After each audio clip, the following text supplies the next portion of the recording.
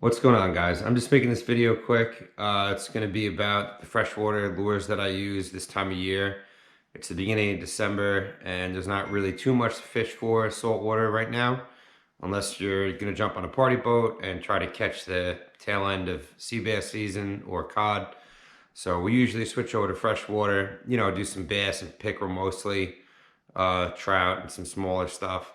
But I'm just going to show you my bag and how I set it up, the stuff that I put in there. I don't go crazy and spend all kinds of money on freshwater gear because I'm not really like a big freshwater guy. It's just kind of something that I do to kill the winter. So I'm not an expert. This video is going to be more geared towards guys who surf cast and still want to fish in the winter on Long Island. So here we go. Great stuff.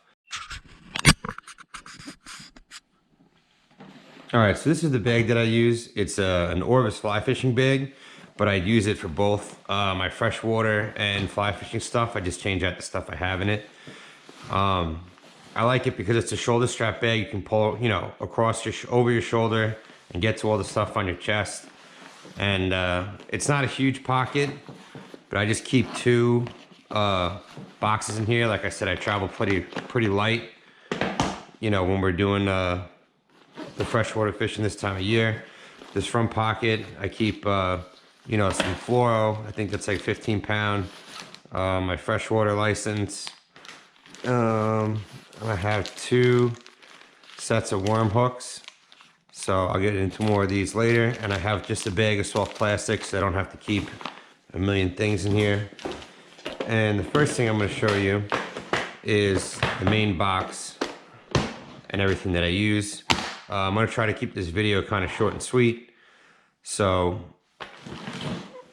these are the main things that I use this time of year. These are jerkbaits. I use the Rapala Shadow Wrap Shad jerkbaits. And I change the hooks on them just to make them a little bit heavier. So these usually float, and with these little bit heavier wire hooks, they suspend. But basically this time of year, the water's cold and the fish aren't really feeding as often. So they're really only going to go after stuff that's moving very, very slow. That's the key to this time of year's fishing, is just slow moving baits close to the bottom. They're not going to have to expend a lot of energy to get to your lure. So basically, these are good because you can cast them far, you cast them out, and you're just, very slow jerks and just let it float. Jerk and let it float. And these work great for, these are the main things that I use for basically walleye, pickerel, all that stuff. These are the two colors that I like, the perch and the shiner. There's other jerk baits that are good, but these are pretty cheap. I think they're like 10 bucks or something like that. And, you do lose them. You throw them into, cast them into trees and get them stuck on stuff. So I don't like spending a lot of money, especially on this stuff. Probably the thing that I use the second most are creature baits or jigs, which are these, but I'll show you these in a second. So the creature baits are basically, it's like a soft plastic type bait with these hooks. So these are worm hooks with weights on them. Before they had these, they used to put just a regular hook and they would put a bullet weight in front on the line. So now they have the weights on here. It's just more convenient. So, all my stuff I fish with these weighted worm hooks. These are a Gamakatsu twist lock. I fish these on pretty much everything that I fish in here. So this is a size 5. I think I have size 5, 3, and 1. So the two main colors that I fish for creature baits is blue and brown. So, or green and blue. So this time of year, the green is like, green is like your white in surf casting. That's like the main color, pretty much everything's going to hit this green. Some of them have like red flake in it. Like this has red flake. Some of them have like orange or like a pumpkin seed, but anything, just green. And then, I also like the blue just to change it up. If you're not getting bites on the green, sometimes if the water's dirty, the blue works a little better. But, that's basically it. I haven't found really that the brand or the style or type of creature bait really makes that big of a difference. This is actually my favorite one. This is a Yamamoto. What the hell is this thing? A Yamamoto flipping jig, I think it is, or flipping hog or something like that. But these things are great. They're salted, but they come apart pretty easily and they're expensive. So, I mean, if you want to spend the money, these are really good, but they do, you know, they don't really last as long as like a regular plastic. So basically how you fish these is you're casting them out and, you know, with the little weights, you let it sink to the bottom and you're just kind of popping it off the bottom and letting it sink, popping it off the bottom and letting it sink. You know, it's a pretty slow retrieve. And, you know, you definitely want that fall and you can let it sit on the bottom and twitch it and then pop it again. You know, everything is just very slow moving baits. That's what they want. The nice thing about these, the worm hooks, is that you can bury the hook in the soft plastic like this. And then you can pull this through any kind of reeds or, you know, a down tree or anything like that, you know, on the bottom if there's grass. So that's the reason that I use these a lot, is because a lot of the ponds and stuff I fish around by me have a lot of debris and weed and things to get caught on. And a lot of the fish, especially the pickerel and the bass, they hide in that weed and then use it to ambush. So if you're dragging this little thing through the weeds like that, you know, that's where most of them are hanging out. So if you see like a pile of weeds, that's what you want to be casting at. So the next thing I'm going to show you is jigs. I got a couple jigs. I would say I fish the jerkbaits the most, the creature baits the second most, and then jigs the third most. So basically a jig, it's kind of like a bucktail. You know, you dress it with some kind of, like you could use a creature bait or a craw or something like that. And this is called a football jig. I don't know if you can see that, like the head is rounded, and see how the line attaches. So when this sits and you pull it from here, it pushes the hook up like that. So when you're dragging this on the bottom, you know, the hook is upright and they swim over it and grab it. So this is kind of like the same thing like the creature bait. You know, it's sitting on the bottom. You're either dragging it over, you know, like a slow drag on the bottom, like dragging this over stumps and rocks and, you know, whatever else. I personally find that if you have like a lot of weed and stuff like that, the creature baits work better to get through the weed just because this hook is exposed. But this is like a dragging bait. This thing is, you know, it's good for, and off the kayak, I use these a lot because this time of year, when it's really cold in the winter, the bass, if you have a pond, the bass are going to be in the deepest part of the pond because that's the warmest part of the pond. You know, it takes that deep water the longest to warm up and cool down. So when it's really cold, the warmest water is going to be at the deepest point in the pond. So if you're on a kayak and you take one of these jigs, you know, you could vertical jig it, drop it to the bottom, you know, something that will be a little more difficult with like a jerk bait or something like that. But these are good bottom jigs. You know, I use these more on the kayak when I'm fishing like a deep hole. And the creature baits I use more when I'm casting from shore. So same thing, I got a green. This is like an orange. Basically like green, orange, and blue are like the colors for freshwater fishing. That's like our white, yellow, and black. The next thing I want to show you is, so like swimming baits. These are also good. They kind of work the same like the creature baits. You have the worm hook, you know, a small paddle tail, and you're burying the hook in the soft plastic so it can't get stuck. So you're just casting this out and dragging it through, like, you know, if there's lilies that die and lily pads and there's a bunch of like weeds and stuff like that. Just really, really slow retrieving this.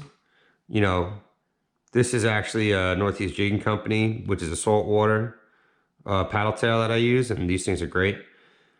Check them out. They have I like them because their baits are, you know, they're not crazy expensive and they hold up good. So this would be like a swim bait, or they also call this like a soft plastic jerk bait or something like that. So just anything that you want to just, again, slow with these. You're just dragging them through the water column really slow, just getting that tail going. These are chatterbaits. So I got two of them again, one in green and one in blue. You know, I wouldn't go too crazy with colors and things like that. If you had to buy one color of any of these, I would buy green. And if you want to buy two, I would buy one green and one blue. So basically, you can dress this with like a creature bait or a paddle tail like this one. These aren't really for like the coldest time of year. I use these more in March when the water is starting to warm up and the fish are starting to become more active. So basically you attach the line here and this piece of metal makes like a really hard vibrating, you know, you'll be able to feel it when you're reeling it. And this thing just thumps really hard. And, you know, you pull it through the water and it really gets the fish to come after this when the water is starting to warm up. They've been dormant all winter and, you know, they want to start getting on, they're starting to feed more. Their metabolism is picking up. So they're looking to feed and they're looking, you know, they'll be more willing to chase stuff. So this is more of a retrieving bait, not really a slow bait. But I do bring these because end of February into March, I start fishing more stuff like this. Crankbaits. I don't have any crankbaits, but it's basically like, you know, kind of like a jerkbait, but you're just retrieving it instead of just jerking it slow. The next thing I want to show you is these are Ned rigs. So a Ned rig is basically just like a very small soft plastic with like a really tiny jig head, but it's basically just a, you know, a jig head and a soft plastic. But the thing that makes these different is that when they are down, you know, on the ground, they sit straight up like this because the bottom of the jig is flat. So anything, you know, these work good because like the fish are on smaller bait.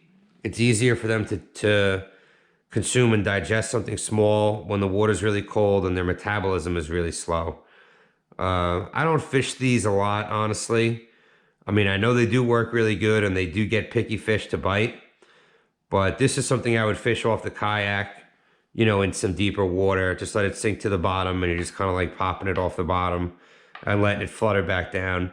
The majority of the time, all these baits that you're popping off the bottom and letting them fall back down, you're going to get hit on the fall. You know, these fish are not swimming fast. They're not, you know, really aggressively feeding. On that fall, when it's fluttering back to the bottom, they kind of just swim up to it and eat it. So like I said, I probably fish these the least out of everything that's in my box, but I still have them. I mean, you know, they are good. I throw them on every once in a while. And then the last thing that I really fish is, so this is just like a small soft plastic grub. And I fish this on, this is called on a drop shot. So it's basically like a high-low rig. Instead of on the bottom having a bucktail, it's just a little weight. And then the dropper loop, you know, gets put on here. So this is probably like a foot off the bottom. And same thing, the weight's sitting on the bottom, you're just popping it and letting it fall, popping it and letting it fall, or slowly dragging it, you know, close to the bottom and letting the curly tail do its thing. You know, like I said, the smaller baits are good sometimes. You know, it's easier for them to digest these, and you know, when their metabolism is slow. There's another one, curly tail. So like a lot of green, a lot of black, blue, you know, a lot of black with chartreuse works really good. And that's really about it. I mean, so like I said, so this is made basically for bass and pickerel. The trout and perch, I'll show you that stuff in a second. But so if you really wanted to get into freshwater and not spend a lot of money, I would buy one of these jerk baits, like 10 bucks. You could buy a pack of creature baits, and these hook weights, or these weights are probably like, hooks with the weights on are probably like $6, and the creature baits is $6 or 12 bucks. You know, if you wanted to go 2 packs, maybe 20 bucks. And then I would do maybe one jig. These jigs are like 10 bucks. You know, I would definitely get like a green football jig. I wouldn't go much more than a half an ounce if you're casting it from shore. You can even dress this with the creature bait, whatever creature bait that you buy. And then just, you know, some paddle tails with the same thing with these worm hooks. So you can really get into this for under 50 bucks and be, you know, pretty effective with your freshwater fishing, catching bass, catching pickerel this time of year. You know, I think the mistake that a lot of people make, even I make and have made when they're starting fishing, whether it's surf casting or freshwater, is you just buy too much stuff. And, you know, it's better to buy a small amount of stuff, use it, see what works, see what you like, and then continue from there. This is my other bag, and I'll show you how much soft plastic stuff I have.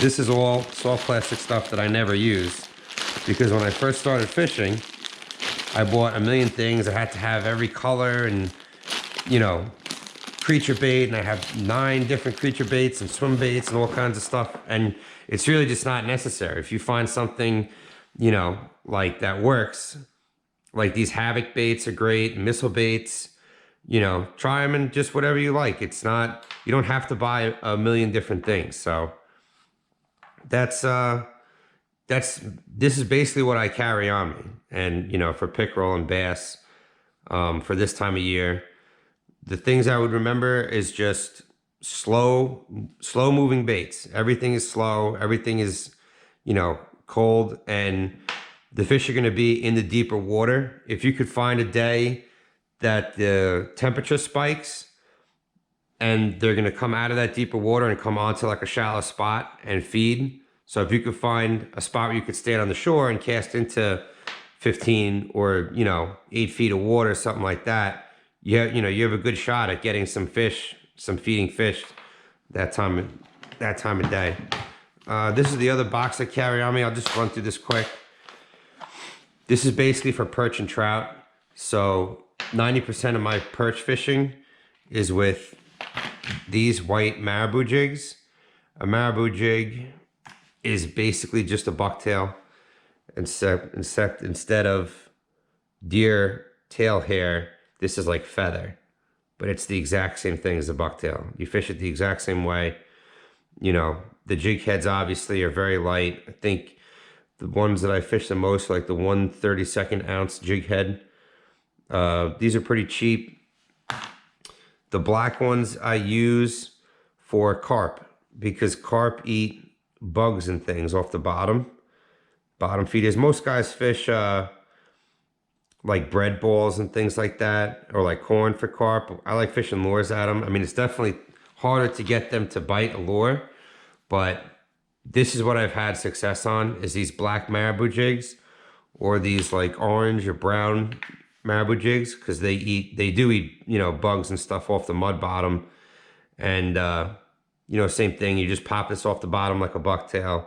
If there's some carp around that are like foraging, you know, they'll hit this.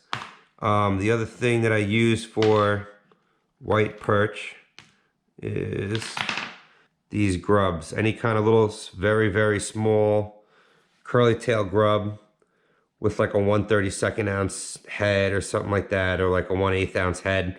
You know, anything you would use for like a panfish. You know, they'll eat them.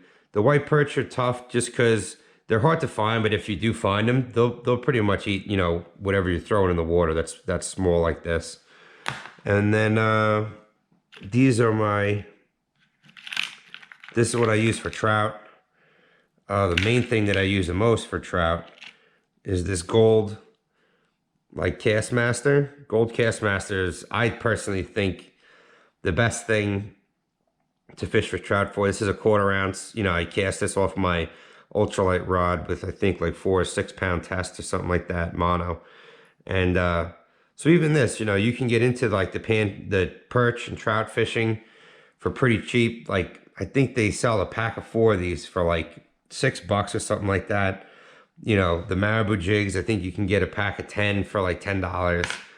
And you know, so I just have, this is the other stuff that I use just if there's, I don't trout fish too much, but when I do, it's pretty much just casting spoons at them. you know, like this. The gold works the best. The other colors work too. I have two. These are called inline spinners. I really don't fish these that much just because the spoons work, you know, so much better. But yeah, that's pretty much it. So I hope you guys enjoyed this video. And if you want to get out there and trout fish a little bit, or pickle fish or bass fish, you know, they're out there. There's stuff to fish for this time of year, even though it's cold. If you find a day that, you know, turns into 40 degrees, I would definitely get out there and fish. So, all right, guys, till next time.